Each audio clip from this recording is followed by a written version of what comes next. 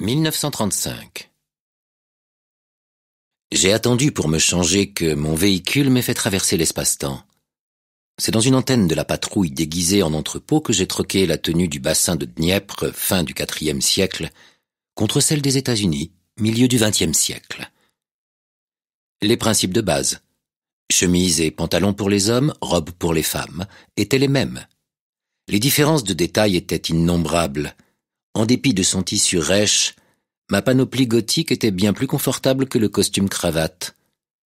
Je l'ai rangé dans la sacoche de mon sauteur ainsi que certains objets tels le gadget qui m'avait permis d'écouter depuis l'extérieur les discussions dans le hall des Thurings. Vu la taille de ma lance, je l'ai laissé fixer au flanc de la machine. Cette dernière ne me servirait qu'à regagner le milieu où de telles armes avaient leur place. L'officier de garde ce jour-là était un homme jeune selon les critères du jour. Il serait déjà chef de famille dans maintes ères révolues, que j'impressionnais quelque peu. Sa position dans la hiérarchie de la patrouille était pourtant proche de la mienne. Pas plus que lui, je ne participais à la régulation du trafic temporel, au sauvetage des chrononautes en détresse et autres missions exaltantes. Je n'étais qu'un homme de science, ou plus exactement, un homme de lettres. Toutefois, je me déplaçais sans supervision, ce pourquoi il n'était pas qualifié. Il m'a regardé de biais tandis que j'émergeais du hangar pour gagner le bureau des plus quelconques, siège social d'une prétendue entreprise de travaux publics qui nous servait de couverture en ville à cette époque. « Soyez le bienvenu, monsieur Farnès. Vous avez été un peu secoué, on dirait. »« Qu'est-ce qui vous fait dire ça ?» ai-je répondu machinalement. « Votre expression, monsieur, et votre démarche. » Je ne courais aucun danger. Peu soucieux d'aborder le sujet avec quiconque, excepté peut-être Laurie, et encore, après un certain délai, je l'ai planté là pour sortir dans la rue. Ici aussi, c'était l'automne, et j'ai savouré cet air vif, cette lumière chaude qui faisait le charme de New York avant que cette ville ne devienne invivable. L'année en cours précédait celle de ma naissance. Le verre et la pierre se dressaient vers des hauteurs inégalées, vers un ciel d'azur parsemé de rares nuages que portait une brise dont la fraîcheur me caressait.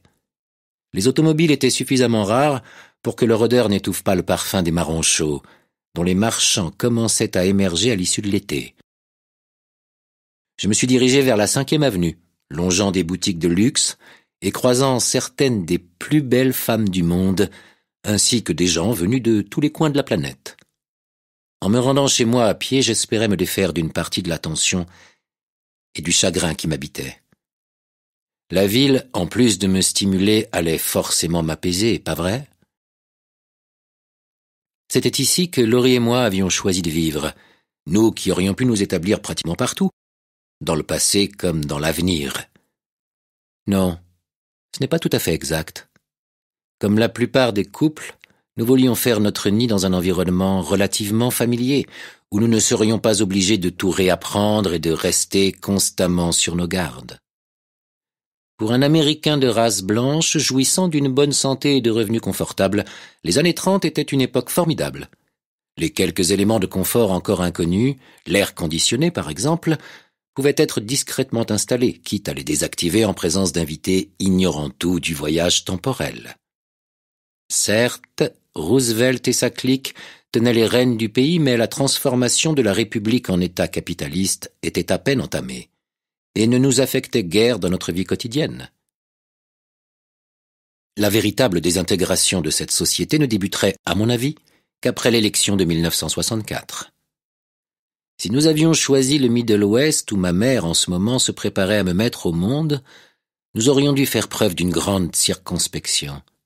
Mais la plupart des New-Yorkais étaient tolérants, ou tout le moins indifférents.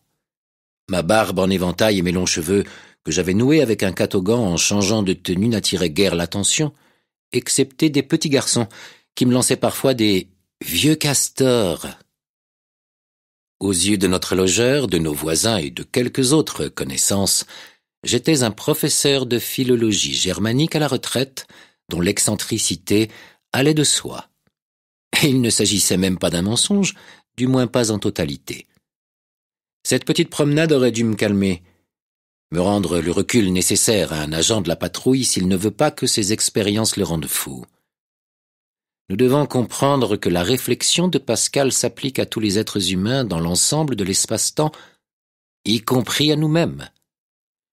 Le dernier acte est sanglant, quelque belle que soit la comédie en tout le reste. On jette enfin de la terre sur la tête, et en voilà pour jamais.